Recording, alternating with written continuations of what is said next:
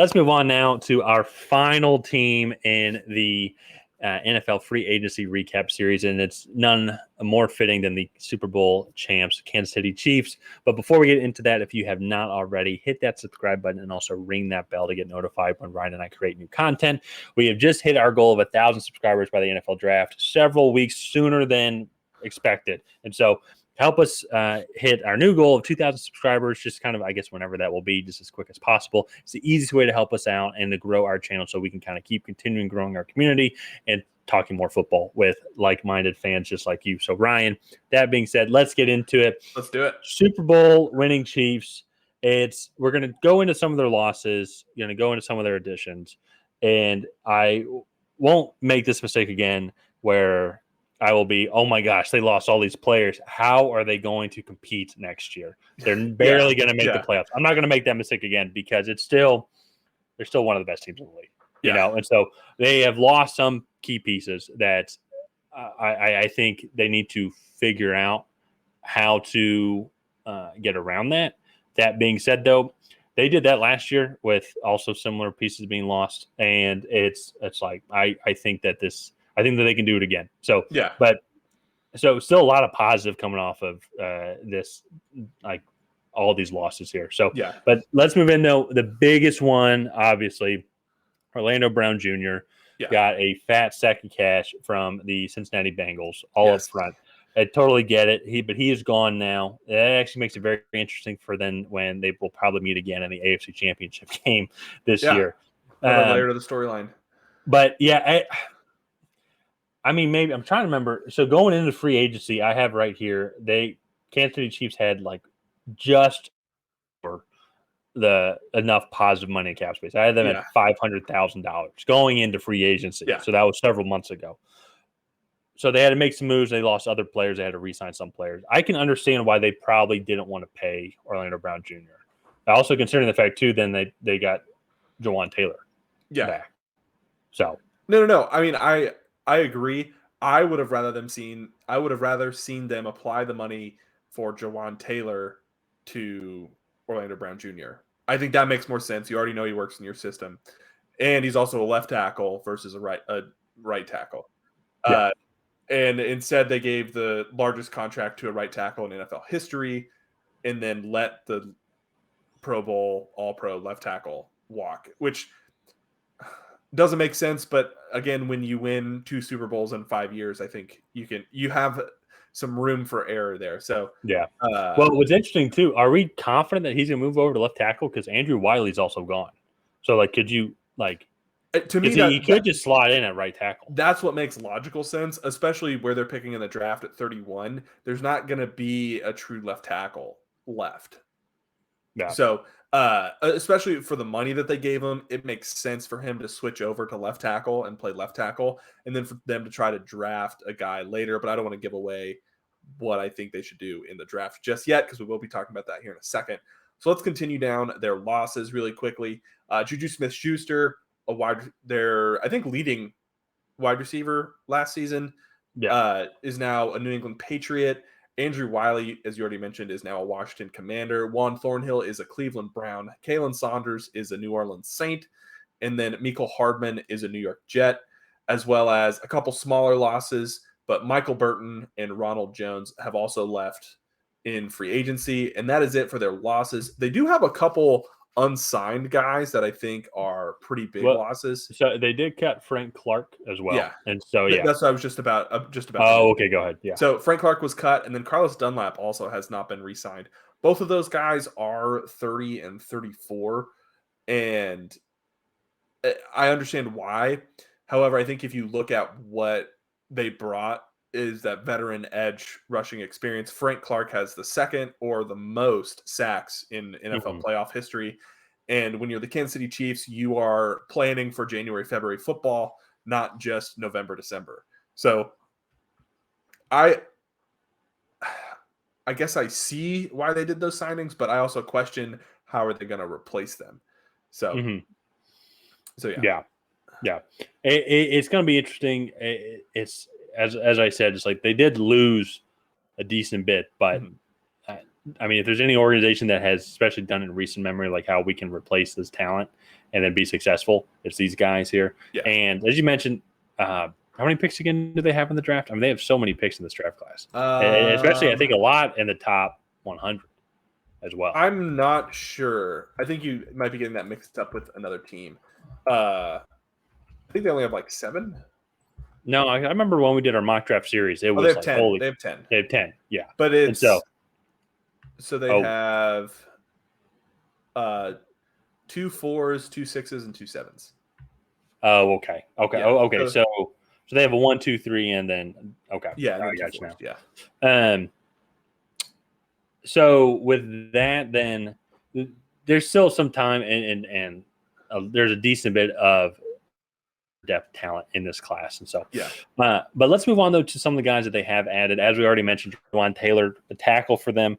I can agree that they probably will move in a left tackle. However, with also Andrew Wiley leaving as well, right tackle potentially could be an option if they if there's a better option.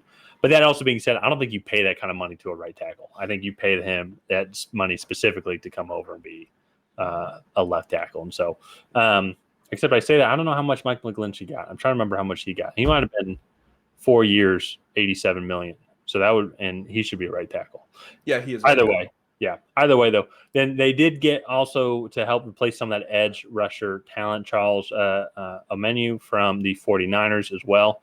I also got Drue Tranquill as well as linebacker position. And if there was anything, actually, I think that probably was a weakness. It probably actually would be that kind of the middle and outer layers of that defense, the linebacking core and the secondary core. So I think adding Drue Tranquill, I think, provides some good depth. So Nick Bolton in that linebacker core came on really, really well. And then they also have Willie Gay, who's been playing well. So they have 2 linebackers that play well. I think Drue Tranquill is a really good rotational guy that can come in on like 3 linebacker sets and things like that. So as I said, the linebacking core for the Chiefs is very good. I don't see why they added depth there. So. But no, I do agree. The secondary, they had, I think, 6 rookies playing in the playoffs. And while they played well, you also still have 6 rookies playing in your secondary, or taking significant snaps in your secondary in the playoffs. So, especially with the loss of Juan Thornhill, I think adding an experienced safety like Mike Edwards is a good option. So, so yeah. And then lastly, they did add Byron Cowart, the interior defensive lineman from the Indianapolis Colts. Played about a 5th of their defensive snaps last season. And he's a pretty athletic defensive tackle, definitely going to be useful on some pass rushing downs. So all in all, I like the additions that they've made. They're very strategic. They're very calculated in these signings. And I think it's going to be really interesting to see what they do in the draft, because to me right now, if I'm the Kansas City Chiefs picking at 31, I'm drafting DeJuan Jones if he's on the board. You can immediately plug him in at right tackle. He'll be a better right tackle than probably any right tackle Patrick Mahomes has ever played with. And then you switch Jawaan Taylor over to left tackle, and then your offensive line is completely solidified. You don't even have the weaker right side that they had at the end of last season. So, to me, I think that's the pick. And then you can address edge rusher a little bit later. They did add Charles Omenihu, so that makes up for some of the loss of Frank Clark and Carlos Dunlap. But again, I just think that is another position that they need to address. And then definitely receiver also. I think you look, they lost Michael Hardman and Juju Smith-Schuster. A guy that I think would be a great fit at receiver in the 3rd or 4th round would be Xavier Hutchinson, the wide receiver from Iowa State. He is that power slot yards after catch guy. Doesn't have the physical tools that Juju Smith-Schuster has with his run after catch and kind of explosive ability, but he is a route savant. He has really consistent hands, and he knows how to get open in short areas.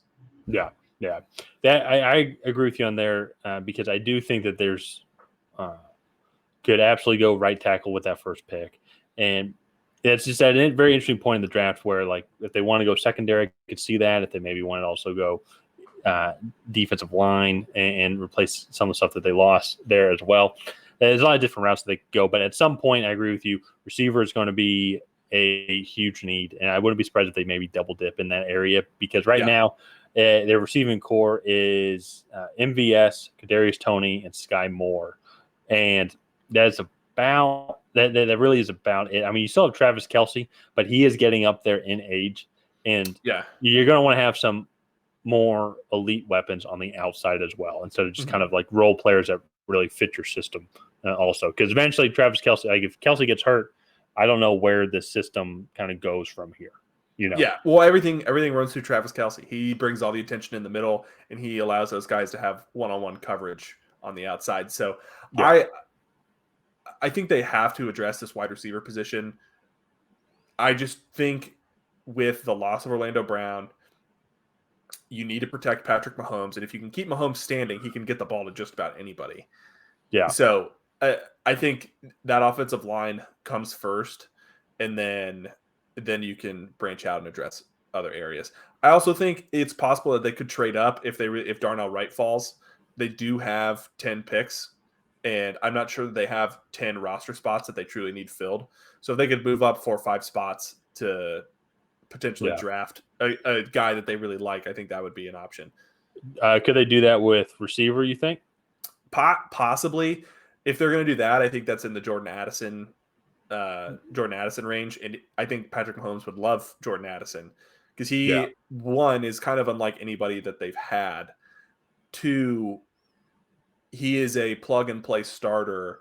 It's just gauging where his ceiling is as a receiving threat is kind of hard because he's 5'11", 173, and he doesn't have elite physical tools in terms of press coverage, being able to have a really good play strength to beat press coverage, and then his top end speed is a little bit slower than what you would want to see from a receiver of his caliber. So okay, that could be very interesting, and that's why like, they're in that spot where like their needs are not entirely they can't really address a lot of their needs confidently in this draft. Like that receiver position, they can eventually later on, but if you're trying to get like top end talent, like that receiver talent, there's still a lot of question marks. So to say where they can go and get the offensive lineman, as you said, with that first pick, there are some potential question marks. Still, they're not as good as what they were at the top. Yeah. And so that for me, they're kind of in best player available. One of the luxuries, though, about having a quarterback as talented as Patrick Mahomes is the Patriots were able to do this for years, but they were able to take players that didn't necessarily fill the most immediate need because Patrick Mahomes is going to be so good that he's going to cover up for it. And so the Patriots were able to take offensive linemen, defensive linemen in the first round and not really have it affect what they're going to do this next year because Brady was so good that it just didn't matter. And Patrick Mahomes is definitely in that territory where he could be throwing at guys in the stands and he's still going to throw for 4,500 plus yards, 35 plus touchdowns, right? And it just doesn't matter. Yeah. And so I think they have a little bit of flexibility there, but I definitely want to see them address this offensive line as well as give Patrick Mahomes a couple new weapons. So yeah, but let's go ahead and wrap up the Kansas City Chiefs off-season review there. Again, if you guys have not already, please go ahead and like and subscribe and leave a comment down below on what you think the Kansas City Chiefs should do in the NFL draft. And other than that, we will see you guys next time.